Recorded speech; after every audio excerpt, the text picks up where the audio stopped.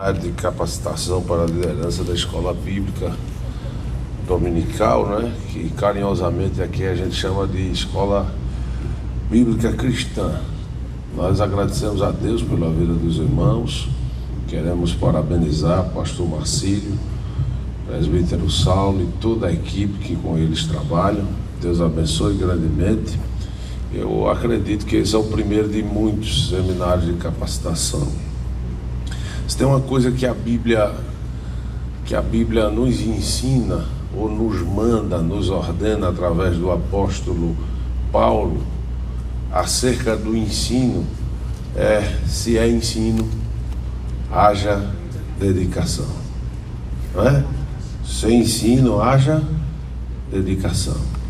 Eu acho que a Bíblia fala dos dons espirituais, e é claro que quando a gente fala de dons espirituais, tem gente que equivocadamente pensa que os dons espirituais só são os 9 que aparecem em 1 Coríntios 12. Aqueles são os 9 que aparecem lá, mas tem outros dons espirituais. E aqueles dons ali, a palavra de Deus nos manda ainda procurar com zelo os melhores dons, né? Ou seja, tem a classificação. Quando Paulo fala no capítulo 12 de Romanos, Paulo fala dos dons de serviço, que não deixam de ser também dons espirituais. Aí, nesses dons de serviço, Paulo fala da liberalidade, ele fala do que executa a misericórdia, não é? Ou exercita a misericórdia, mas ele dá um destaque para o ensino. Ele diz: se é ensino, haja dedicação. Haja dedicação. Por isso que eu estou dizendo aos senhores que esse é o primeiro de muitos, porque se tem uma coisa que a gente precisa fazer em relação à área do ensino, é aperfeiçoar cada dia, melhorar, aprender mais, apurar a técnica do ensino, ver o que é que pode ser feito para que os alunos possam ser alcançados com mais efetividade e mais eficácia. Eu quero parabenizar pela iniciativa. Hoje eu já estive num evento e eu dizia naquele evento: pastor Marcílio, eu vou dizer aqui, o que hoje começa pequeno, amanhã vai se tornar maior. Eu creio que a gente vai chegar ao dia, pastor Marcílio, de ter esse auditório lotado de canto a canto, de professores que vêm aprender e ser capacitados para ensinar. A área do ensino é fantástico, é extraordinário. Eu acho que hoje no Brasil, Deus está levantando também pastores e ministérios, não é? Centrados na mensagem expositiva, para trazer para o povo a realidade das Sagradas Escrituras. O irmão estava falando aqui, e ele estava falando da preocupação de muitos em trazer a emoção para o povo. Eu vou dizer uma coisa, irmão: não tem emoção melhor do que aquela que é promovida pelas Escrituras Sagradas. A Escritura vai triturando a gente por dentro, vai quebrantando. Daqui a pouco não tem emoção que aguenta. A gente tem que dar glória, aleluia, graça desce, Jesus se revela e a gente cresce, não é? Amadurece no ensino da palavra. Eu praticamente eu fui criado dentro da escola dominical, e para que os irmãos tenham ideia, eu fui dirigente de escola dominical com 18 anos de idade. 18 não, na verdade com 17 anos de idade eu fui vice-dirigente de uma escola dominical, devido ao meu desejo pela escola dominical. Eu era do tipo de aluno que a escola começava de 9h30, 9 horas eu estava na escola. Eu já estava lendo, porque eu amava aquilo ali. Hoje, devido às atividades, eu não tenho o tempo necessário para estar aqui, mas os irmãos são testemunhas. Quando eu posso, eu venho. E às vezes eles até insistem para eu falar: tá ali meu professor, o professor Eliel Batista. Aí eu chego na sala dele e sento lá no fundo da sala, e aí ele: pastor, não faça isso. Eu gosto de perguntar, eu gosto de estar na aula participando, e dirigi algumas escolas, né, e tive o privilégio de ver Deus fazer coisas grandes. Eu não vou tomar o tempo, que tem uma programação, mas a minha palavra é essa: gratidão, pastor Marcílio, gratidão a todos da equipe, gratidão aos professores que entenderam, gratidão aos pastores que vieram e trouxeram seus professores. Deus abençoe grandemente. Oxalá que todo mundo entendesse a importância, o significado, o quanto é produtivo e edificante isso para a vida da gente. Eu gosto muito da ideia que eu aprendi ainda quando eu estava na universidade. Eu tive um professor que ele dizia: o verdadeiro professor tem a capacidade de fazer 3 coisas. Eu queria que vocês gravassem isso. Ele dizia assim: ele tem que ter a capacidade de fazer saber, fazer crer e fazer fazer. Gravaram? Só. Anota, irmão, anota. Tem coisa que a gente anota, irmão. Tem coisa que a gente anota. Quando eu vou a qualquer lugar assim, que é de aprendizado, eu fico anotando. As principais coisas são palavras-chave para a vida da gente, irmão. Escute. O papel principal do professor é fazer saber, fazer crer e fazer fazer. Fazer saber é a capacidade que você tem de trazer informações ao aluno, informar ele sobre o assunto, trazer conteúdo, trazer coisas que serão adicionadas no seu dia a dia. Ele tem que ser informado, ele tem que saber do assunto, não é? Eu me lembro de uma professora de matemática, pastor Marcílio, que os meninos na sala diziam assim: professora, passe logo o bizu. Ela dizia: bizu não, meu filho, você tem que saber do assunto. Quando você souber do assunto, você sabe do bizu para poder fazer as provas, né? Aluno quer soluções práticas e rápidas, mas ela dizia: não, tem que saber do assunto. Então você tem que saber do assunto, tem que fazer o aluno saber do assunto. Aí o bizu, eu não sei se você, o bizu às vezes era uma fórmula, às vezes era a maneira de resolver mais rápido uma conta, não é? É um detalhezinho, é uma dicasinha. Aí o pessoal chamava do bizu: professora, passa o bizu aí para a gente lembrar. Aí, principalmente em cursinho, eles pedem muito isso, o bizu, para na hora de fazer a prova do concurso. Mas às vezes é um atalhozinho e você não sabe do assunto. É o bizu para resolver uma questão sem saber nem do que se trata. Mas é necessário que o professor informe o aluno, ele tem que saber do assunto. Segundo, fazer crer. Fazer crer, ele precisa ser convencido do que está sendo ensinado, ele precisa acreditar no que está sendo ensinado.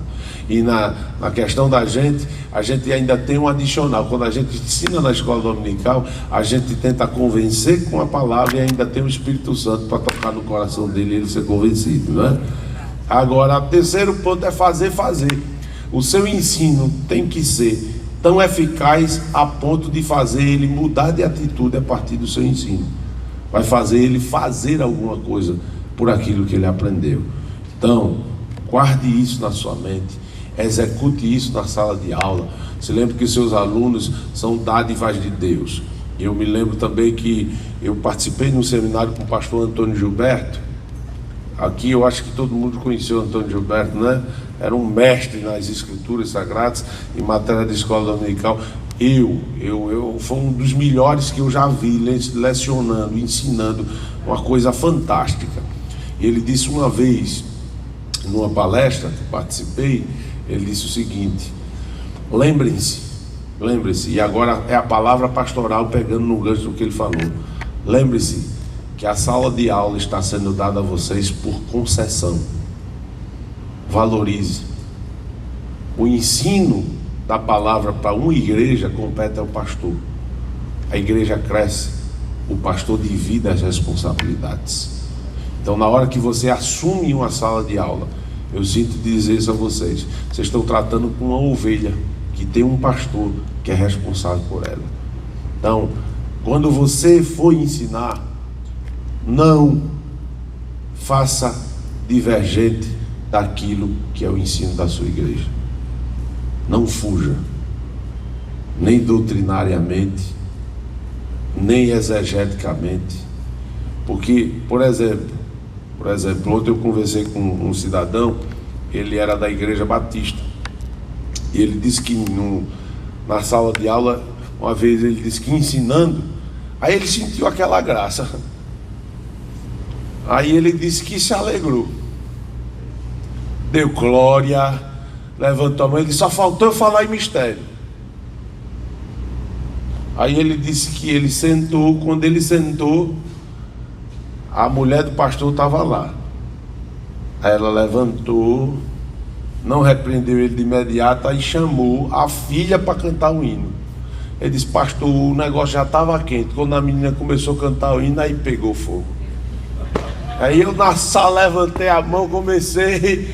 Aí ela disse assim: vem cá, o irmão está quebrando a harmonia aqui. Ele disse: a harmonia sim, irmão. Nós não temos esse costume. Nós não temos essa liturgia. O senhor aí levantando a mão, dando esses glória alto. Aí ele disse que olhou para ela e disse assim: então mande sua filha calar a boca, porque ela cantando um hino desse eu não senti nada. Aí ele disse que na hora que disse isso, o Espírito Santo tocou nele, ele caiu em si. Ele disse assim: o errado aqui sou eu. Eu estou num lugar ao qual eu não pertenço, e eu não posso mudar esse lugar. Sou eu que tenho que mudar de lugar. Aí ele disse que saiu. Foi quando ele procurou uma igreja pentecostal para fazer parte, porque ele entendeu que naquele lugar ele não estava se sentindo bem. Ele não pecou, mas ele entendeu que ali, se ele ia de encontro ao ensino que era manifesto, estava ruim. Então você não pode ser divergente. É uma concessão que está sendo dada. Seja responsável, seja fiel ao ensino. E qual é o ensino que a gente é fiel aqui? A Bíblia. Palavra. Palavra. Os pastores e os obreiros aqui são testemunhas. O que eu mais tenho dito é: gente, vamos lutar para ser uma igreja bíblica, da palavra. Palavra. Palavra. Palavra. Não esqueça disso. Palavra. E finalizo, pastor Marcílio, dizendo muito obrigado. Deus continue abençoando vocês. E um conselho